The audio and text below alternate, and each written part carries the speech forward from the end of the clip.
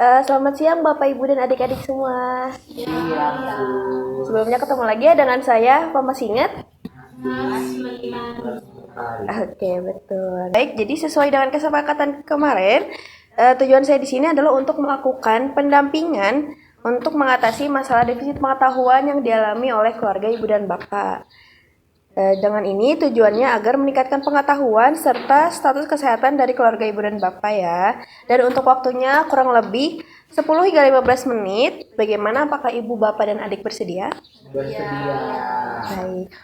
Oke, jika bersedia, jadi di sini sudah terpampang gitu ya, judulnya adalah kenali rematik untuk hidup lebih baik. Nah, ini berhubungan dengan keluarga bapak dan ibu yang tidak mengetahui akan penyakit rematik yang dialaminya. Maka dari itu, saya akan mencoba untuk memberikan penjelasan mengenai masalah tersebut. Nah, sebelum ke materi, saya ada beberapa materi ini yang akan dibagikan kepada ibu dan bapak. Boleh sambil dibaca dan dibagikan. Oke, terima kasih. Oke, boleh di next. Oke, kita langsung aja ke pematerian hari ini. Kita akan membahas tentang rematik atau bahasa medisnya disebut dengan rheumatoid arthritis. Di mana rheumatoid arthritis ini adalah penyakit yang menyebabkan peradangan atau pembekakan pada sendi. Nah, penyakit ini sering menyerang kedua sisi tubuh secara bersamaan, seperti sendi tangan, kaki, bahu, dan juga pinggul gitu ya. Di mana gejala rematik ini dapat memperburuk seiring waktu jika tidak diobati dan tidak ditangani segera. Dan dalam beberapa kasus juga gitu ya, ibu-ibu dan bapak-bapak bisa menyebabkan komplikasi yang serius hingga kematian. Jadi sedikit bahaya gitu ya. Nah, lalu di sini ada beberapa tanda gejala yang biasanya umum terjadi gitu ya pada orang yang memiliki gejala rematik. Tapi memang gejalanya ini tidak sama di semua orang gitu ya. Tapi ini ada gejala umumnya. Yang pertama adalah kekakuan, di mana kekakuan ini terjadi pada sendi gitu ya, kurang lebih berlangsung sekitar 30 hingga 60 menit. Dan biasanya kekakuan ini terjadi di setiap pagi hari. Lalu yang kedua ada bengkak dari nyeri gitu ya. Bengkak dan nyeri ini pada umumnya terjadi pada sendi-sendi tangan. Lalu ada sakit yang terkadang disertai bengkak pada bagian persendian seperti pergelangan jari, tangan, kaki, bahu, lutut, pinggang, bahkan punggung dan sekitaran leher. Lalu yang terakhir, sakit rematik ini biasanya kambuh pada saat cuaca yang mendung atau cuaca yang dingin. Oke, selanjutnya ini ada faktor risiko. Beberapa faktor risiko. Yang pertama adalah keturunan, di mana faktor keturunan ini katanya seseorang dari keluarga yang memiliki riwayat rematik gitu ya, beresiko 3 kali lebih tinggi daripada seseorang yang tidak memiliki riwayat penyakit ini gitu. Katanya lebih rentan terkena daripada orang yang nggak ada riwayat sebelumnya. Lalu ada faktor infeksi, di mana faktor infeksi ini disebabkan oleh virus, dan virusnya ini biasanya menyerang persendian gitu.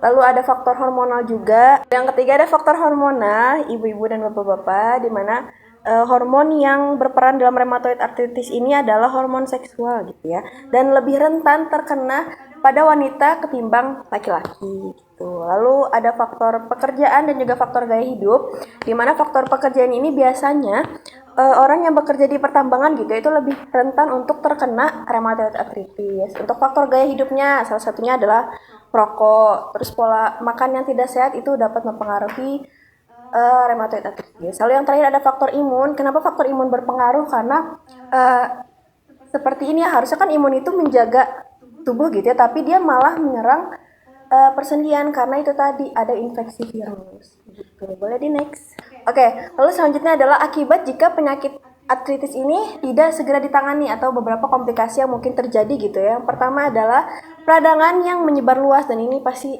akan menimbulkan rasa sakit yang lebih gitu ya. Lalu selanjutnya adalah tertekannya saraf tulang belakang, lalu saraf pada pergelangan tangan yang terjepit, serta penyakit jantung, kerusakan sendi, yang biasanya kerusakan sendi ini sifatnya permanen gitu ya, maka akan lebih susah dan sulit untuk ditangani dan diobati. Pokoknya dari komplikasi yang bisa terjadi itu banyak ya, bisa menimbulkan beberapa penyakit lagi, penyakit hati, jantung, dan lain-lain. Oke, selanjutnya adalah pencegahan yang bisa Bapak Ibu serta adik-adik lakukan ya, gitu. Yang pertama adalah untuk rutin berolahraga, di mana dengan kita rutin berolahraga ini kita bisa menjaga kekuatan otot dan sendi kita gitu, serta meningkatkan fleksibilitas tubuh, serta menjaga berat badan untuk tetap stabil gitu. Yang kedua adalah kita harus menurunkan berat badan, di mana sudah disebutkan gitu ya, obesitas ini merupakan salah satu faktor yang bisa menimbulkan resiko untuk terjadinya rheumatoid arthritis ini gitu. Makanya kita harus menjaga berat badan kita untuk tetap ideal agar kita terhindar dari rheumatoid arthritis ini. Lalu kita harus berhenti merokok serta harus mengkonsumsi makanan yang bergizi. Next. Oke, selanjutnya adalah kita harus mencari tahu gitu ya cara untuk memodifikasi gaya hidup serta lingkungan kita untuk terhindar dari rheumatoid arthritis ini. Dimana yang pertama kita harus memperhatikan IMT atau indeks massa tubuh gitu. Dimana indeks massa tubuh ini kita tahu gitu sebenarnya berat badan kita ini tuh berlebihan atau enggak, tubuh kita ini ideal atau enggak. Jadi kalau kita udah tahu IMT kita berapa, kita bisa menyesuaikan berat badan kita gitu ya, agar terhindar dari rheumatoid arthritis ini. Lalu kafein dan merokok juga itu hal yang sering dilakukan gitu ya, sering kita konsumsi, bahkan sering dikonsumsi secara bersamaan gitu. Nah itu harus dikurangi karena ada beberapa bahan dari bahan rokok serta kafein ini bisa mempengaruhi rheumatoid arthritis ini. Lalu yang terakhir adalah zat besi. Kita harus mengonsumsi makanan yang mengandung zat besi, tapi memperhatikan asupan zat besi yang kita makan gitu agar tidak berlebihan dan tidak terjadi hal yang lain. Terakhir gitu ya, ibu-ibu dan bapak-bapak serta adik-adik, pentingnya untuk memanfaatkan gitu dan menggunakan fasilitas kesehatan. Apa sih kegunaannya? Biasanya fasilitas kesehatan ini ada apa aja, kita ngapain aja gitu. Biasanya di sini kita akan melakukan pemeriksaan, di mana pemeriksaan ini akan menentukan kita tuh sebenarnya mengalami penyakit apa dan komplikasi apa aja yang mungkin terjadi pada tubuh ibu dan bapak gitu ya. Biasanya pemeriksaan yang dilakukan untuk rematik ini adalah pemeriksaan radiologi atau ronsen sendi serta USG muskuloskeletal. Lalu selain pemeriksaan juga akan dilakukan pemeriksaan kecocokan obat. Apakah ibu dan bapak ini setelah dilakukan pemeriksaan tadi memiliki ketidakcocokan dengan salah satu obat gitu ya. Biasanya dilakukan pemeriksaan laboratorium darah lengkap, dan lalu dicek juga fungsi hati dan ginjalnya serta screening hepatitis dan juga ronsen dada begitu. Oke, itu tadi ya, kita udah di slide terakhir. Jadi itu tadi adalah beberapa materi tentang rematik ya, mungkin ibu dan bapak serta adik-adik menjadi lebih tahu gitu ya sebenarnya. Oke, nah sudah selesai pemateriannya. Apakah ada yang ingin bertanya mungkin? Oke, jika tidak ada, saya ingin mengajukan pertanyaan ya. Pertanyaannya nggak banyak, paling 2 aja. Pertanyaan pertama, kira-kira menurut bapak dan ibu serta adik gitu ya, pencegahan apa yang bisa kita lakukan untuk menghindari rheumatoid arthritis ini? Boleh acungkan tangannya dan sebutkan jawabannya. Oke, boleh ibu.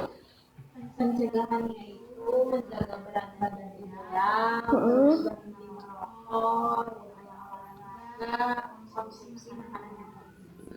Oke, betul sekali. Tepuk tangan dulu untuk ibu. Oke, terima kasih ya ibu sudah menjawab pertanyaannya. Lalu pertanyaan yang kedua nih, tentang komplikasi rematik apa aja yang kira-kira bisa terjadi jika rheumatoid arthritis ini semakin parah. Ada yang bisa menjawab? Ya, Oke, boleh Pak. akan terjadi ketangkasan saraf pada tulang belakang, lalu ada saraf pergelangan tangan akan sakit, Ya, betul. lalu penyakit jantung dan tusuk, dan itu ada kelainan dada. Oke, betul. Tepuk tangan dulu untuk Bapak Wahyu. Oke. Sepertinya materi yang saya sampaikan tadi sudah bisa dimengerti ya, sudah paham setidaknya. Kita harus memanfaatkan fasilitas kesehatan serta kita tahu apa saja tentang penyakit rematik ini. Oke, mungkin cukup itu saja yang bisa saya sampaikan. Saya ucapkan terima kasih banyak kepada ibu dan bapak serta adik yang sudah meluangkan waktunya untuk bisa saya berikan penyuluhan tentang ini. Terima kasih. Saya izin pamit ya.